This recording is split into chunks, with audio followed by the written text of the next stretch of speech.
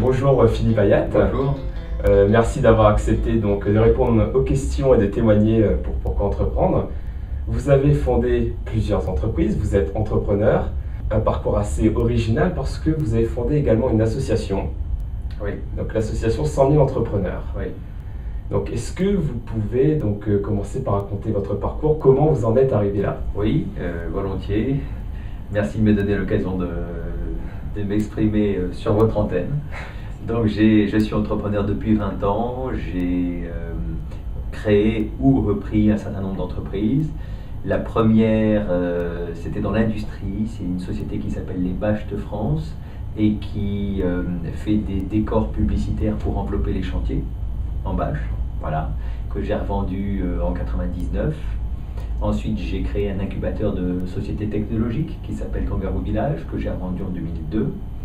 Puis j'ai repris une société de services dans l'archivage de documents qui s'appelle Architel, que j'ai vendu en 2007.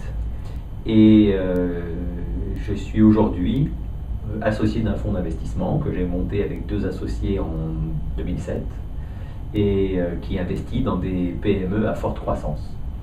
Et entre deux aventures entrepreneuriales, j'ai créé une association qui s'appelle 100 000 entrepreneurs, que j'ai montée comme une start-up, mais qui est une association d'intérêt général. Mais je me suis dit que c'est pas parce qu'on travaille dans l'associatif qu'on ne doit pas être aussi performant que dans le monde de l'entreprise. Et j'ai monté 100 000 entrepreneurs en 2006. Et la vocation de 100 000 entrepreneurs, c'est de donner aux jeunes l'envie d'entreprendre et de prendre sa vie en main. D'accord, bah justement, est-ce que vous pouvez nous en dire plus sur 100 000 entrepreneurs? Comment ça marche?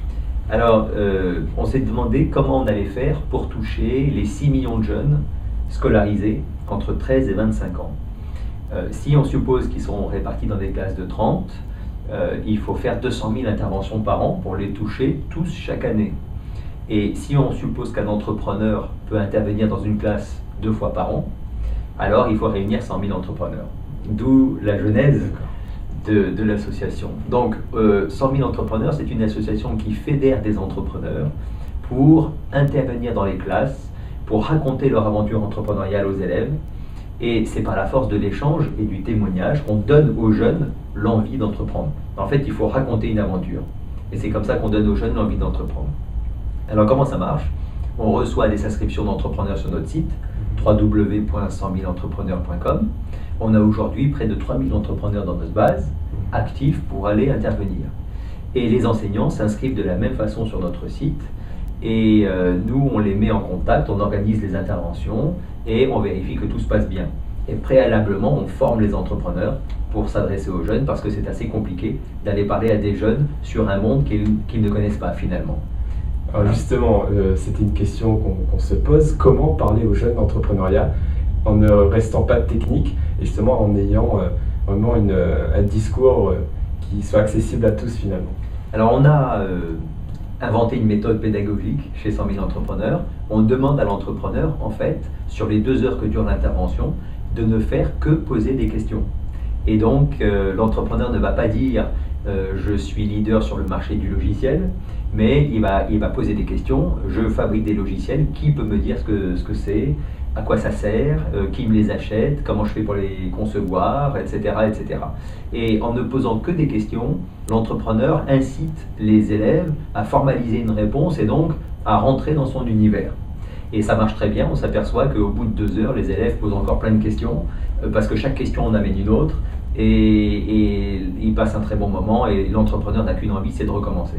D'accord, donc vraiment poser des questions, et lorsque l'on y répond, finalement répondre avec une autre question pour continuer Absolument. À alimenter. Donc en fait, l'entrepreneur pose des questions pour expliquer son activité, les élèves y répondent, mais en y répondant, il pose une autre question. L'entrepreneur rebondit sur la question posée par l'élève en posant une autre question, etc. Et finalement, toutes les réponses sont trouvées par les élèves au bout du compte. Et donc à la fin de l'intervention, l'élève a compris ce que signifie l'acte d'entreprendre, l'élève a compris comment fonctionne dans les grandes lignes le monde professionnel, Qu'est-ce que c'est qu'un client, un banquier, un actionnaire, etc. Et enfin, et surtout, l'élève comprend à quoi servent les matières qu'il apprend à l'école. Voilà. Ça m'a fait penser un peu à Socrate, qui finalement... Exactement, absolument. Voilà, c'était tout à vraiment fait faire ça. des questions pour Exactement. vraiment que la personne en face retienne. Exactement, on n'a rien inventé finalement. Okay. Merci. Et sinon, donc, la question donc, de Pour qu'entreprendre, le conseil aux entrepreneurs, quel serait votre Alors, conseil? on rencontre toute la journée beaucoup de jeunes Oui. qui, quelque part, ont envie d'entreprendre et qui ont plein de raisons de ne pas le faire et qui se cachent derrière ces raisons. Un jeune va nous dire « j'ai pas d'idée, donc je peux pas entreprendre » ou bien « j'ai pas d'argent » ou bien « j'ai pas de réseau » ou bien « je n'ai pas d'expérience professionnelle » ou bien c'est trop difficile en France, il faudrait entreprendre ailleurs, etc. etc. Donc on s'aperçoit qu'il y a beaucoup d'idées reçues qui finalement sont des handicaps à l'acte d'entreprendre. Alors ce que j'ai envie de dire à un jeune, c'est de croire en lui, de croire en son talent, de croire en son projet et de ne pas faire de compromis. C'est-à-dire, à cause du risque, ne pas se dire je vais d'abord aller travailler ici, puis là, puis peut-être à 40 ans j'entreprendrai. Il faut aller tout de suite, tout droit vers son envie. Si le jeune a envie d'entreprendre, il faut qu'il y aille maintenant. Voilà, pas de compromis sur ses envies. Voilà le conseil que je donnerais aux jeunes. D'accord, foncez. Foncez. Merci beaucoup. Merci. Et je vous souhaite une bonne continuation avec tous vos projets. Merci beaucoup. Merci. This just in, you were looking at obviously